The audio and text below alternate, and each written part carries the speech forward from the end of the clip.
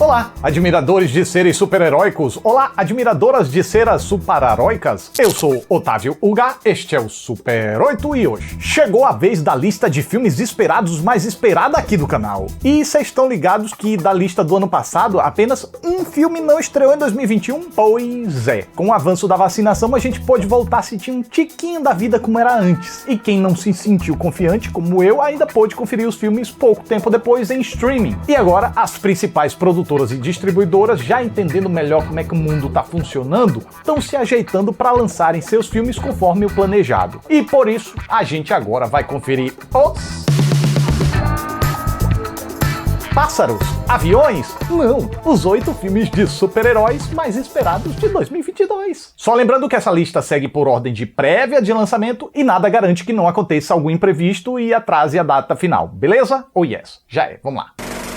E começamos com Morbius, o único repetente dessa nossa lista de prévias e que, aparecendo pela terceira vez, ganhou o direito de pedir música aqui no Super 8 e se juntou a Novos Mutantes e Top Gun Maverick no seleto grupo que eu tô chamando de Pelo Amor, estreia logo essa bagaça. Recapitulando a trama para quem não lembra, Dr. Michael Morbius é um prestigiado bioquímico que tá sentindo os efeitos de uma doença sanguínea incurável. Prevendo a morte bater na sua porta a qualquer momento, ele apela para um tratamento experimental com morcegos que dá uma rebimboca da parafuseta e acaba desenvolvendo um vampirismo genético. Provando que com grandes irresponsabilidades vem grandes poderes, Morbius ganha super força, super velocidade, ecolocalização e a capacidade de voar. Entretanto, ele desenvolve uma necessidade de beber sangue humano que se choca com sua ética médica. O elenco é estrelado pelo meu chapa Gerardinho, que aparece em mais uma transformação física assustadora para viver o Morbius antes e depois dos poderes. E conta ainda com Tyrese Gibson e Matt Smith,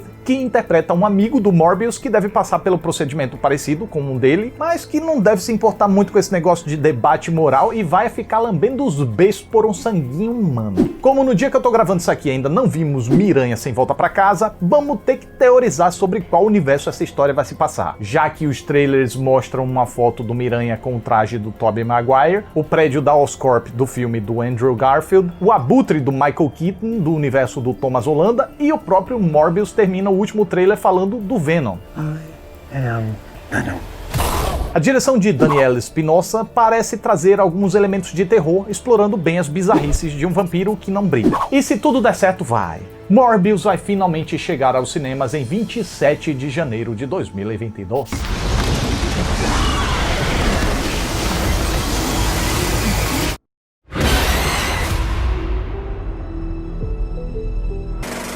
Já que estamos falando de morceguice, vamos agora falar de um ex-vampiro fascinado por morcegos. O novo Batman do cinema será vivido por Robert Pattinson e será ambientado num universo diferente do estendido DC, ou pelo menos de como ele é até hoje. The Batman vai acompanhar os primeiros anos de Bruce Wayne como o justiceiro mascarado pelas sinistras ruas de Gotham. Com o comando de Matt Reeves, da Chuchu Beleza nova trilogia de Planeta dos Macacos, que conseguiu trabalhar a história da dominação mundial macaquenta com uma pegada que entrosa muito bem o realismo com a ficção científica, esse novo Batman deve seguir mais ou menos esse modelo. A começar pelo Batmóvel, que não é mais um tanque, não é um carro-foguete, mas sim um esportivo tunado. O uniforme do herói também tem um jeitão mais cru, mesmo que seja a prova de balas. Além disso, o diretor diz que pretende mostrar como a psique do herói pode ser tão perturbada quanto a de seus arqui-inimigos. Dos vilões anunciados até agora, vamos ver o Pinguim, vivido por Colin Farrell, embaixo de muita maquiagem, e o Charada do sempre intrigante Paul Dano.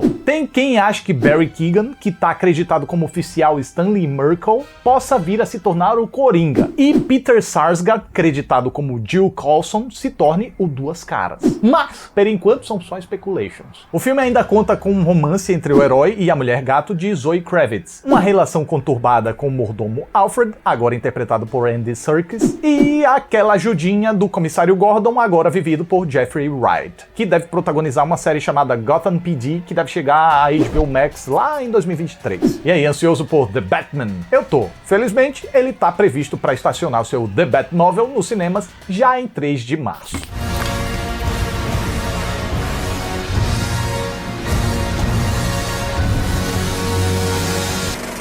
E depois da Sony e da DC, agora sim, bora de Marvel. Após a bagunça do Miranha sem volta pra casa, o Doutor Estranho vai entrar em uma aventura pelo louco multiverso da Marvel. Essa ideia de várias realidades já vem sendo indicada desde o primeiro filme do Mago Supremo, mas foi em 2021 que ela ganhou força mesmo. Foi brevemente mencionada em WandaVision e ponto central de Loki e da animação What If, que traz várias versões alternativas dos heróis e vilões da Marvel. Inclusive, há rumores que alguns personagens alternativos de What If possam aparecer nesse filme. Ah, eu tava esquecendo, o Miranha sem volta pra casa mistura personagens de universos paralelos. Apesar da trama de Doutor Estranho no Multiverso da Loucura ainda não ter sido revelada, o título e os personagens já entregam que a falha no multiverso deve ser o ponto central da história. Além do próprio Benedict Cumberbatch, voltam Benedict Wong como Wong, Chiwetel Ejiofor como Barão Mordo e Rachel McAdams como a Doutora Christine Palmer. A Feiticeira Escarlate de Elizabeth Olsen também vai dar as caras e a jovem Chiwetel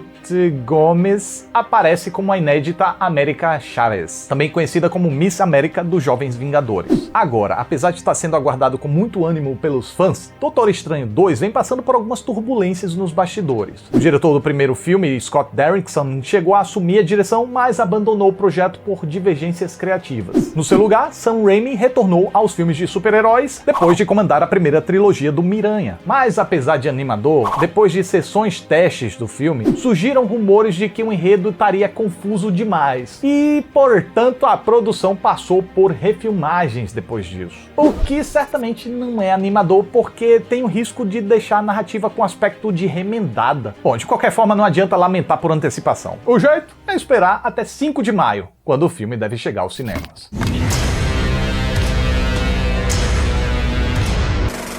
Depois de capengar com a solenidade desnecessária nos primeiros filmes, o Thor encontrou seu caminho com o diretor Taika Waititi no terceiro filme, quando a personalidade do Deus do Trovão foi redefinida para uma coisa mais leve e que se leva menos a sério. Agora, no quarto filme solo Thor, Amor e Trovão, o herói tá no espaço com os Guardiões da Galáxia quando uma ameaça inesperada vai revirar sua vida novamente. A grande novidade da vez vem por parte da volta de Natalie Portman como a doutora Jane Foster. A atriz tinha perdido o interesse em voltar para a personagem, mas aí o Taika Waititi fez uma proposta que ela não pôde recusar. Jane Foster voltaria não para ser mais a mocinha em perigo, mas para assumir o martelo e se tornar a poderosa Thor. Pois é, vamos ter o Thor e a Tora em tela. Ué, mas como pode ser possível? Então, pegando as ideias dos quadrinhos, Gorr, o carniceiro dos deuses, persegue os deuses do multiverso para se vingar da miséria imposta ao seu povo. Porém, quando ele enfrenta o Thor, é derrotado, mas joga umas verdades pesadas na cara dele que entram em sua mente e ele passa a se sentir indigno. Assim, seu martelo procura alguém que seja digno de empunhá-lo e encontra a doutora Jane Foster, que estava passando por um tratamento de câncer. Ao pegar o martelo, ela se transforma na poderosa Thor, com direito a todos os poderes do ex-namorado. O que lasca é que cada transformação faz com que ela expila a quimioterapia e o câncer avance. A gente ainda não sabe como o filme vai tratar esse assunto do câncer, mas o vilão Gorr já tá confirmado na pele do ex-Batman Christian Bale. Ah, e vai entrar na brincadeira também o deus grego do trovão, Zeus, vivido por Russell Crowe. Toda essa mistureba foi escrita e dirigida de novo por Taika Waititi, que só animou voltar para esse projeto porque deram total liberdade para ele fazer uma história ainda mais insana que Thor Ragnarok. E correndo tudo bem, Thor, Amor e Trovão chega aos cinemas em 7 de julho.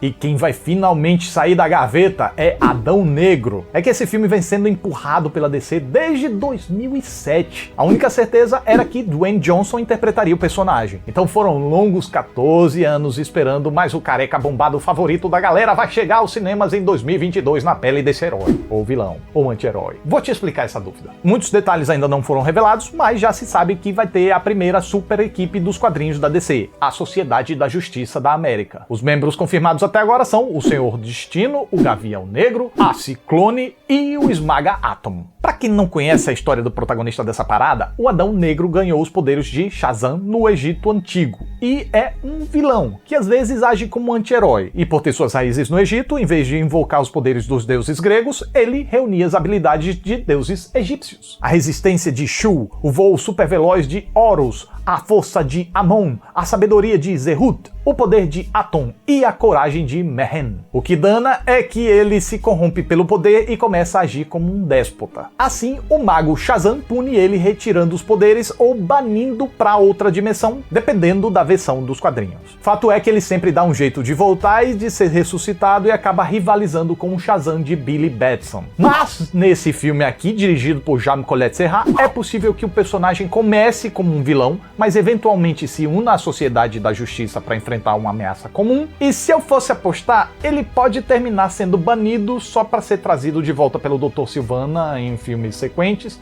para cair no supapo com o Shazam. Bom, mas vamos com calma. Antes, vamos descobrir o que vai acontecer nesse primeiro filme. O que a gente deve ficar sabendo a partir de 28 de julho.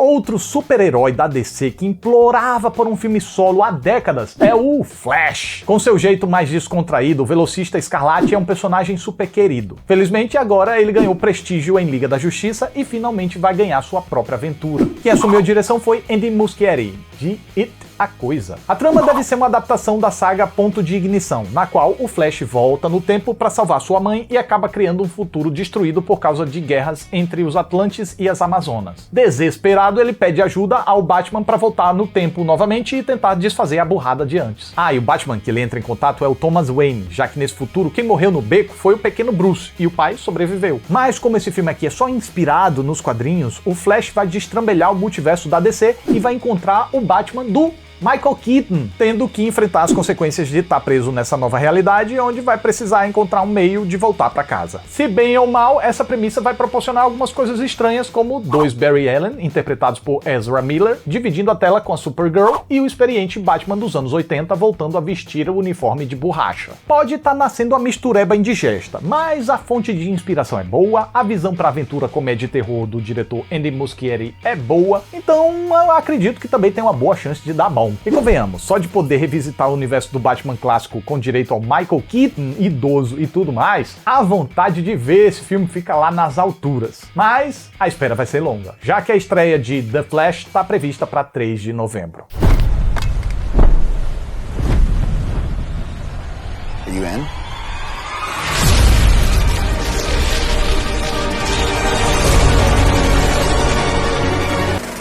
E voltemos pra Marvel com Pantera Negra Wakanda pra sempre, que tem sido centro de muitas incógnitas. Como vocês sabem, o astro Chadwick Boseman lutou bravamente contra o câncer, mas infelizmente não resistiu. E aí, depois do impacto da perda, veio o enigma: como vão ficar os filmes do Pantera Negra sem ele? Já tá decidido que não vão recriar o Chadwick em CGI, pelo menos não pro filme todo, talvez só pra fazer uma despedida, não sei. Nem o T'Challa vai ser reescalado pra honrar a memória do ator. A Panterice vai ser passada pra outro personagem, mas quem, de acordo com os quadrinhos, poderia ser irmã do T'Challa, a genial Shuri. Porém, para deixar essa dúvida ainda mais duvidosa, a sua intérprete Letitia Wright sofreu um acidente e as gravações foram pausadas. Então ela foi se recuperar em casa, na Inglaterra, e como está se negando a tomar a vacina, não pode entrar no Estados Unidos para terminar de gravar. E mesmo que pudesse, ainda colocaria a equipe em risco. Um papelão que pôs em risco a sua permanência no universo da Marvel, já que tem muita gente já falando aí em demissão. E tem muita gente querendo que um M'Baku assumisse o posto de Pantera Negra. Bom, o certo é que o competente Ryan Coogler seguiu na direção e co-escrevendo o roteiro. E com exceção de Michael B. Jordan e Chadwick Boseman, o elenco principal vai marcar presença de novo. E tem uma adição curiosa: a jovem Riri Williams, vivida por Dominique Thorne, vai ser introduzida aqui antes de estrelar sua própria série, chamada Coração de Ferro. Mas quem é essa? Ela é uma adolescente genial que cria uma versão própria da armadura do Homem de Ferro e passa a atuar como uma super-heroína. Mas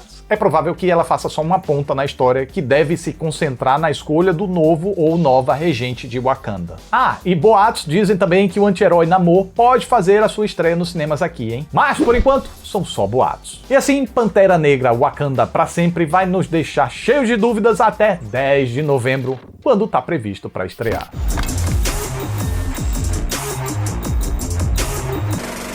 Superando os esculachos do visual diferente das HQs, o filme do Aquaman chegou aos cinemas numa aventura divertida, com um protagonista carismático e um universo submarino muito interessante. O resultado? Primeiro longa do universo estendido DC a superar a marca de $1 bilhão nas bilhetérias mundiais. Com isso, prontamente aprovaram uma sequência e ela deve chegar em 2022. Pouco se sabe sobre a história, mas foi divulgado um vídeo dos bastidores que mostrou o Aquaman numa roupa furtiva e o Arraia Negra com um novo visual, agora mais fiel aos quadrinhos, dando a entender que ele pode voltar como um dos principais vilões. O elenco sobrevivente do primeiro filme retorna todinho, inclusive a Amber Heard, que esteve envolvida nas polêmicas com Johnny Depp. Uma galerinha até fez petição pedindo para que ela fosse demitida, mas a Warner transitou e defecou. Além disso, imagina-se que Atlântida seja mais explorada, com uma expansão de sua mitologia. Afinal de contas, o próprio título Aquaman e o Reino Perdido faz menção a ela. E o Midas de Hollywood, James Wan, novamente deu ar da sua graça no comando dessa birosca, o que, no mínimo, garante a coerência da série em meio às indecisões da Warner pro futuro desse universo compartilhado. Ficou ansioso? Pois senta pra esperar, porque se tudo correr como programado, Aquaman e o Reino Perdido só deve chegar em 15 de dezembro de 2022.